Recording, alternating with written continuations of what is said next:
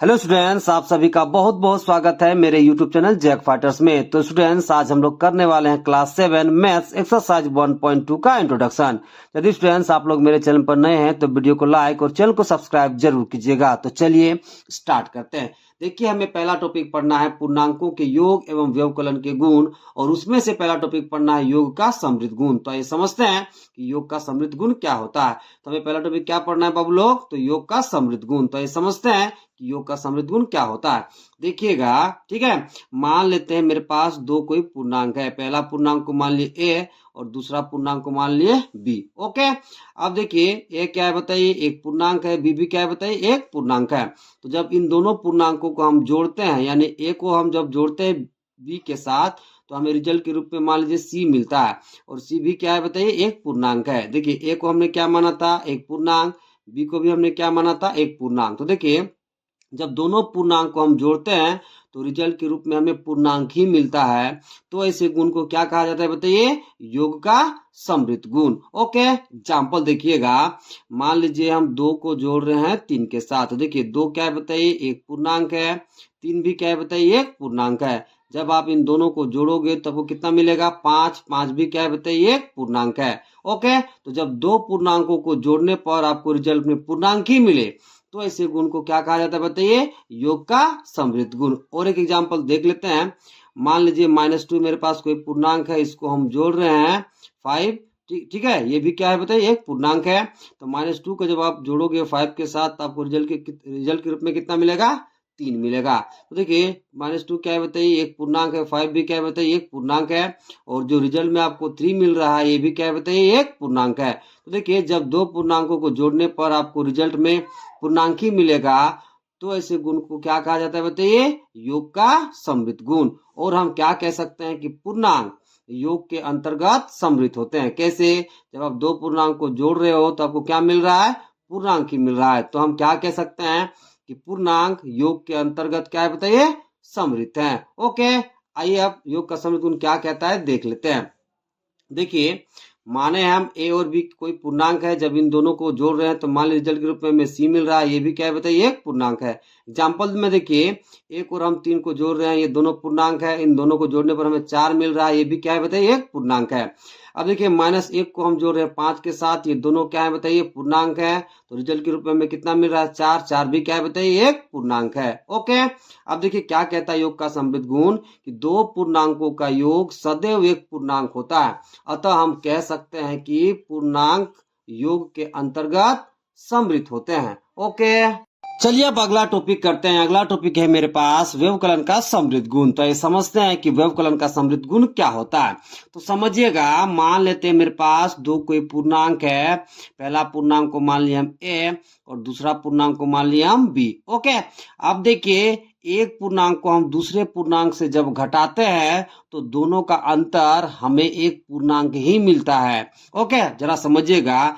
मान लीजिए बी को हम घटा रहे हैं ए से। ओके, देखिए हम बी को किससे घटा रहे हैं बताइए? ए से। यानी कि देखिए, बी को हम किससे घटा रहे हैं? ए से। तो मान लीजिए रिजल्ट के रूप में हमें सी मिल रहा है।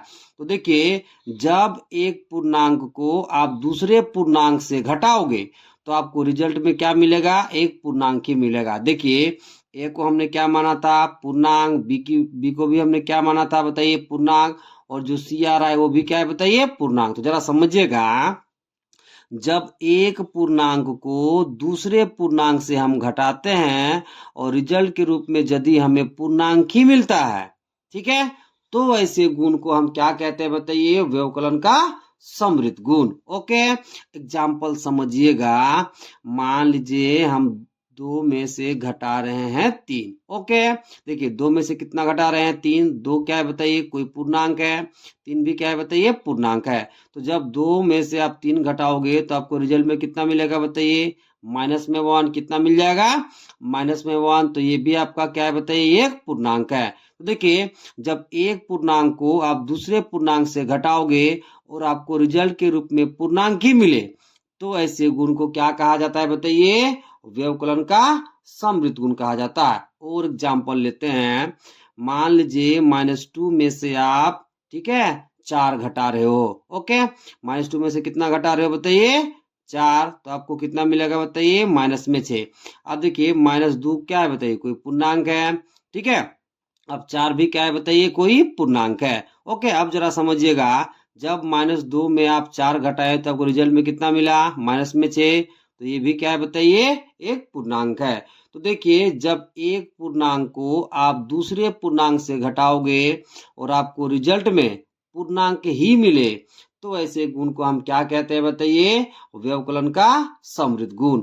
और हम क्या कह सकते हैं कि देखिए, जब एक पूर्णांक को दूसरे पूर्णांक से घटाने पर हमें अंतर पूर्णांक ही मिले, तो ऐसे गुण को क्या कहा जाता है बताइए, व्यवकलन का समृद्ध गुण कहा जाता है। ओके, अब ये देख लेते हैं कि व्यवकलन का समृद्ध गुण क्या कहता है। तो जरा समझिएगा, देखिए, ए कोई पूर्णांक है और बी भी कोई क्या है बताइए, कोई पूर्णांक है। ओके, तो ए में से हम बी को घटा रहे हैं और मान लीजिए सी मिल रहा है, सी भी क्या है बताइए, कोई पूर्णांक है। तो ऐसे गुण को क्या कहते हैं बताइए, व्यवकलन का समृद्ध गुण। एग्जाम्पल समझिएगा, देखिए 3 में से 1 घट रहा है तो कितना मिल रहा है, 2। देखिए 3 कोई पूर्णांक है, 1 भी कोई पूर्णांक है, और जो रिजल्ट में आपको मिल रहा है 2, ये भी क्या है बताइए, कोई पूर्णांक है। अगला एग्जाम्पल समझिए, मान लीजिए 5 में से 4 घट रहा है, आपको कितना मिल रहा है, 1। देखिए 5 भी कोई पूर्णांक है, 4 भी कोई पूर्णांक है, और जो आपको रिजल्ट में 1 मिल रहा है, ये भी क्या है बताइए, कोई पूर्णांक है। अब देखिए -2 में से 5 घट रहा है और आपको रिजल्ट में कितना मिल रहा है, माइनस में 7। तो ये दोनों क्या है बताइए, पूर्णांक, और जो आपको रिजल्ट में मिल रहा है, ये भी क्या है बताइए, पूर्णांक। ओके, तो देखिए, जब एक पूर्णांक को आप दूसरे पूर्णांक से घटाते हो और आपको रिजल्ट में पूर्णांक ही मिलता है, तो ऐसे गुण को हम क्या कहते हैं बताइए, व्यवकलन का समृद्ध गुण। अब देखिए ये क्या कहता है कि जब एक पूर्णांक को दूसरे पूर्णांक से घटाते हैं तो उसका अंतर सदैव एक पूर्णांक होता है। अतः हम कह सकते हैं कि पूर्णांक व्यवकलन के अंतर्गत समृद्ध होते हैं। ओके, चलिए अब अगला टॉपिक करते हैं। अगला टॉपिक है मेरे पास योग का क्रम विनिमय गुण। तो ये समझते हैं कि योग का क्रम विनिमय गुण क्या होता है। तो समझिएगा, हम मान लेते हैं मेरे पास कोई 2 पूर्णांक है, ये हमने मान लिया कोई पूर्णांक, और दूसरा पूर्णांक मान लिए बी। ओके, अब देखिए योग का क्रम विनिमय में आपको क्या करना है समझिएगा। देखिए, सबसे पहले आप इन दोनों को ऐड करोगे तो क्या हो जाएगा बताइए, ए प्लस बी। ओके, जब इन दोनों पूर्णांकों को आप जोड़ोगे, ठीक है, अब इसके बाद आपको क्या करना है समझिएगा। क्रम विनिमय का मतलब क्या होता है बताइए, क्रम को बदलना, ठीक है, और योग का मतलब क्या होता है बताइए, जोड़ना। अब यहाँ समझिएगा, देखिए योग के क्रम विनिमय में आपको क्या करना है, कोई 2 पूर्णांक मान लेना है, दोनों को सबसे पहले ऐड करना है। अब आप क्या करोगे, देखिए बी अभी कहाँ दिख रहा है आपको, लास्ट में, तो इसे कर देना है फर्स्ट में, फिर लगा देना है प्लस। ओके, ए आपको कहाँ दिख रहा है, फर्स्ट में, तो इसे कर देना है लास्ट में। ओके, अब देखिए इसके क्रम को हम क्या किए बताइए, बदल दिए। तो योग के क्रम विनिमय में क्या करना है बताइए, 2 पूर्णांक को मानना है, ठीक है, फिर दोनों को ऐड करना है, फिर उसके क्रम को बदल करके ऐड करना है। ऐसा करने पर दोनों का वैल्यू क्या आता है बताइए, सेम आता है।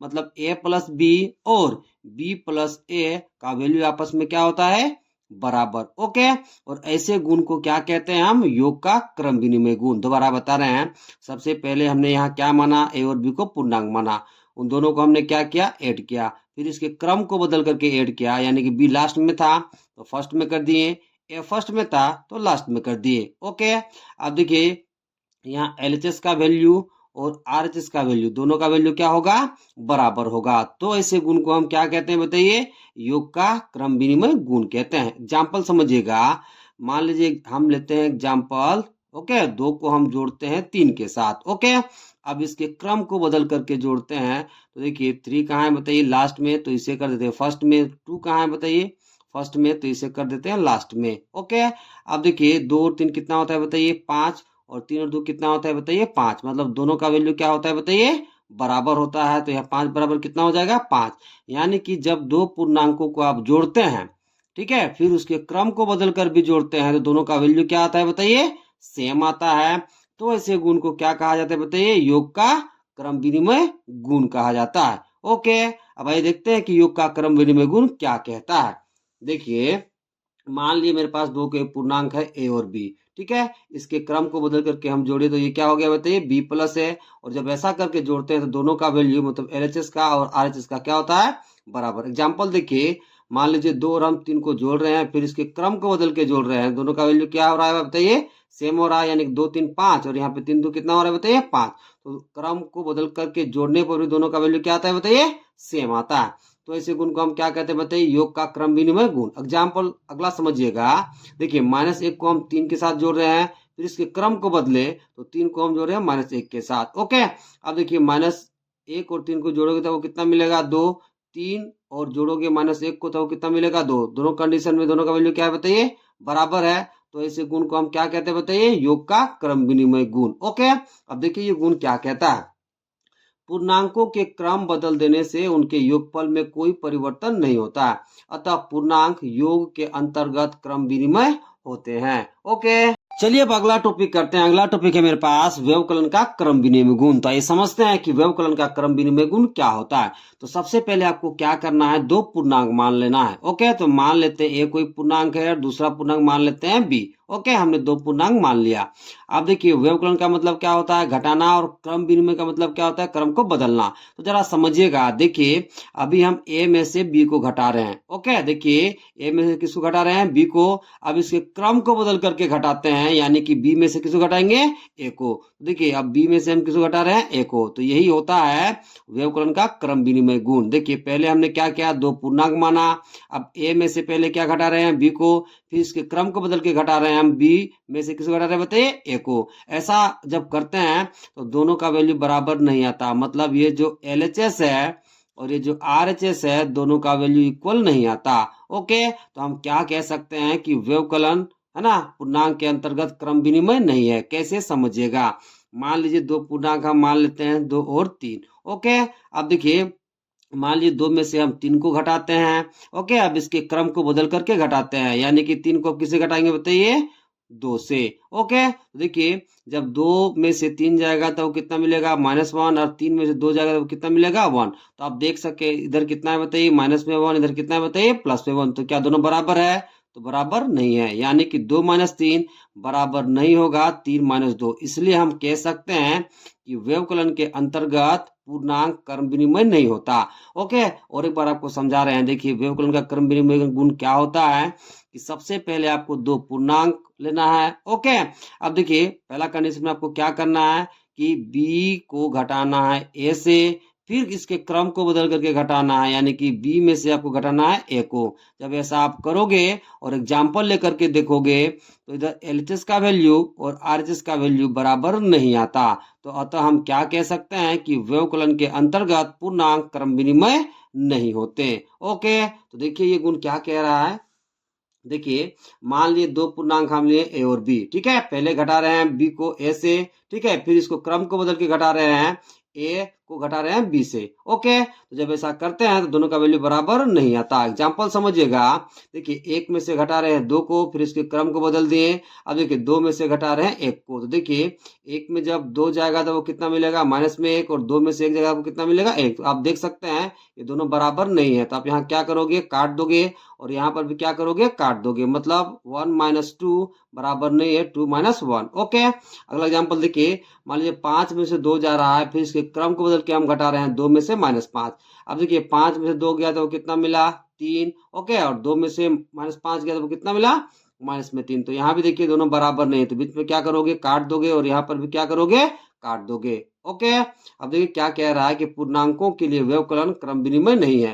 यदि दोनों बराबर आ जाता तो क्रम विनिमय होता, बराबर नहीं आया है इसलिए क्रम विनिमय नहीं है। ओके, चलिए अब अगला टॉपिक करते हैं। अगला टॉपिक है मेरे पास योग का साहचर्य गुण। तो ये समझते हैं कि योग का साहचर्य गुण क्या होता है। तो समझिएगा, योग के साहचर्य गुण में हम 3 पूर्णांक लेते हैं। मान लेते हैं मेरे पास 3 पूर्णांक ए, बी और सी है। ओके, अब देखिएगा कि योग के साहचर्य गुण में क्या होता है। तो समझिएगा, देखिए पहले दो पूर्णांक को आपको पहले जोड़ना है। तो क्या लिखोगे, a + b, इसे आप ब्रैकेट में रख लोगे, फिर आप तीसरा पूर्णांक के साथ जोड़ोगे, फिर आप बराबर लगाओगे, और बराबर के इस पर आप क्या करोगे कि लास्ट के दो पूर्णांक को आप पहले जोड़ोगे। तो क्या लिखोगे, b + c, फिर आप पहले पूर्णांक के साथ जोड़ दोगे। ओके, इसी गुण को हम क्या कहते हैं बताइए, योग का साहचर्य गुण। क्या बोले तो बड़ा सुनिएगा, सबसे पहले आपको 3 पूर्णांक लेना है। ओके, अब देखिए योग का साहचर्य गुण में आपको क्या करना है कि पहले दो पूर्णांक को आपको पहले जोड़ना है, फिर जोड़ना है तीसरे पूर्णांक के साथ, फिर आप बराबर लिखोगे। बराबर के इस पर आप क्या करोगे कि लास्ट के दो पूर्णांक को आपको पहले जोड़ना है, फिर पहले पूर्णांक के साथ जोड़ना है। ओके, जब आप ऐसा करोगे तो LHS का मान बराबर होगा किसके साथ बताइए, तो RHS के मान के साथ। तो इसी गुण को हम क्या कहते हैं बताइए, तो योग का साहचर्य गुण कहते हैं। एग्जाम्पल समझिएगा, मान लीजिए हम तीन पूर्णांक लेते हैं 1, 2 और 3, इसमें हम लगाते हैं योग का साहचर्य गुण। ओके, तो देखिए पहले दो पूर्णांक को आपको पहले जोड़ना है, तो क्या लिखोगे 1 + 2, फिर आपको जोड़ना है तीसरे पूर्णांक के साथ। ओके, फिर आप बराबर लिखोगे, बराबर के इस पर आप क्या करोगे कि लास्ट के दो पूर्णांक को आप पहले जोड़ोगे, तो ये कितना हो जाएगा 2 + 3, फिर आप पहले पूर्णांक के साथ जोड़ दोगे। ओके, तो देखिए 1 और 2 कितना हो जाएगा 3, इधर कितना है बताइए 3, यहाँ बराबर है तो बराबर, यहाँ 1 है तो 1, और 2 3 कितना हो जाएगा बताइए 5। अब देखिए 3 और 3 कितना हो गया 6, यहाँ पर भी कितना हो गया बताइए 1 और 5 6। ओके, तो आप देख सकते हैं कि LHS का मान किसके इक्वल है बताइए, RHS के। ओके, मेन आपको ये फॉर्म याद रखना है, यही फॉर्म किसका है बताइए, योग के साहचर्य गुण का। तो ये अब देखते हैं कि योग का साहचर्य गुण क्या कहता है। देखिए हमने यहाँ माना है तीन पूर्णांक। ओके, अब देखिए पहले दो पूर्णांक को आपको ब्रैकेट में रखना है, फिर आपको तीसरे पूर्णांक के साथ जोड़ना है। यानी कि पहले दो पूर्णांक को आपको पहले जोड़ लेना है, फिर तीसरे पूर्णांक के साथ जोड़ना है।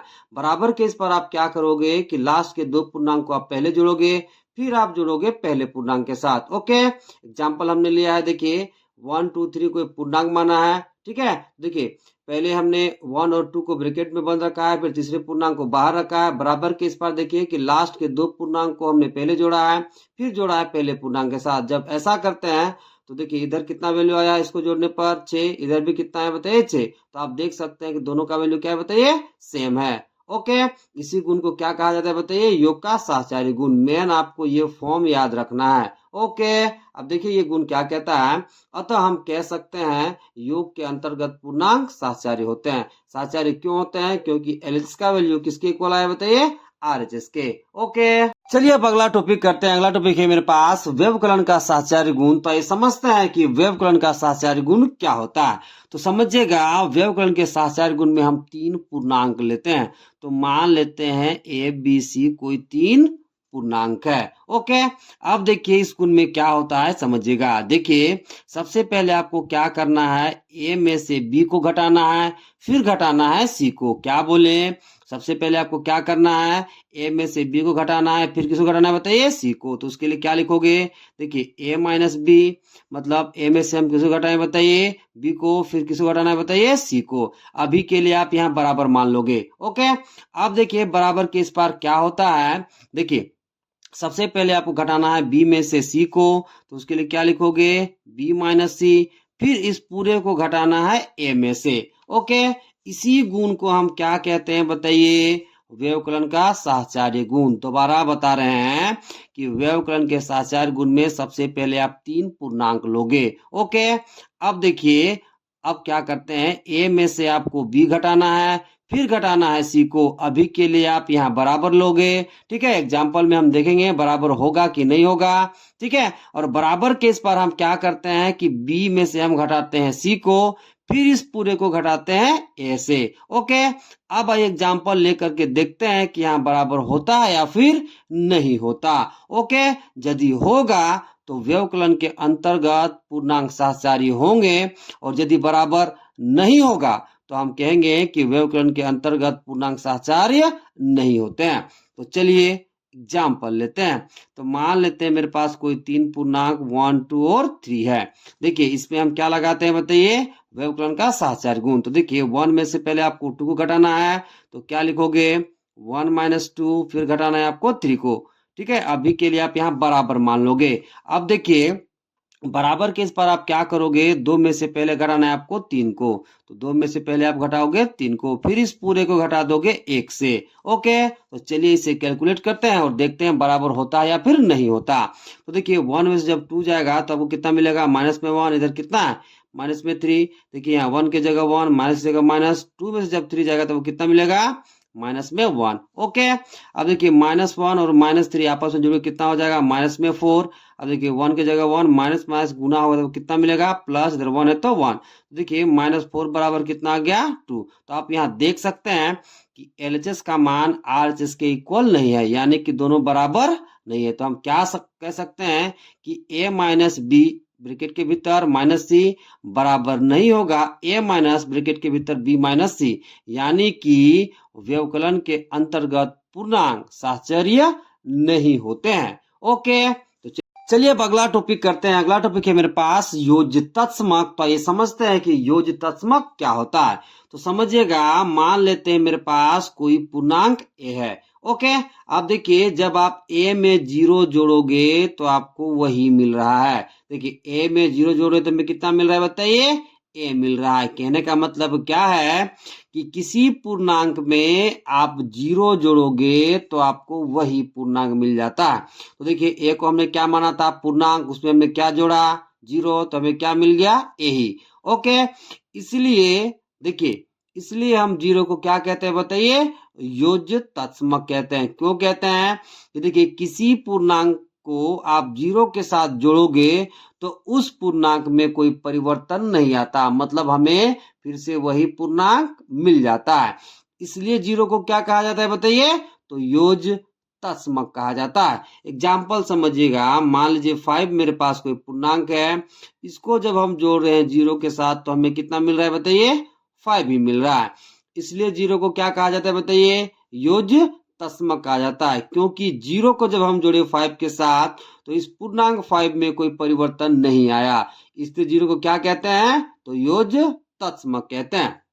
अगला एग्जाम्पल समझिए, मान लीजिए -1 को हम जोड़ रहे हैं 0 के साथ तो हमें कितना मिल रहा है बताइए, -1। तो देखिए -1 को जब हम 0 के साथ जोड़े तो हमें कितना मिला, -1। ओके, यानी कि -1 को जब हम 0 के साथ जोड़े तो इस -1 में कोई परिवर्तन नहीं आया, हमें फिर से वही पूर्णांक मिल गया। इसलिए 0 को क्या कहा जाता है बताइए, तो योजतत्समक कहा जाता है। इसलिए योग के लिए योजतत्समक कितना होता है बताइए, योजतत्समक कितना होता है, तो 0 होता है। तो ये आप याद रखोगे कि योग के लिए योजतत्समक कितना होता है, 0 होता है। और एक एग्जांपल लेते हैं, मान लीजिए 8 को आप जोड़ोगे 0 के साथ तो आपको कितना मिलेगा, 8 ही मिलेगा। ओके, अब आइए देखते हैं कि योजतत्समक क्या कहता है। देखिए कि किसी पूर्णांक में 0 जोड़ने पर हमें वही पूर्णांक प्राप्त होता है, अतः हम कह सकते हैं कि 0 पूर्णांक के लिए योजतत्समक है। मतलब किसी भी पूर्णांक में आप 0 जोड़ोगे तो आपको वही पूर्णांक मिलेगा, इसलिए 0 को क्या कहा जाता है, तो योजतत्समक कहा जाता है। हम देखिए यहाँ पे माने है ए कोई पूर्णांक है, इसको जोड़ रहे हैं 0 के साथ तो हमें क्या मिल रहा है, ए ही मिल रहा है। फिर देखिए 3 को जोड़ रहे हैं 0 के साथ तो हमें क्या मिल रहा है, 3। -3 को जोड़ रहे हैं 0 के साथ तो हमें क्या मिल रहा है, -3। 5 को जोड़ रहे हैं 0 के साथ तो हमें क्या मिल रहा है, 5 ही मिल रहा है। ओके, इसलिए 0 क्या कहा जाता है, तो योग के लिए योजतत्समक कहा जाता है। ओके।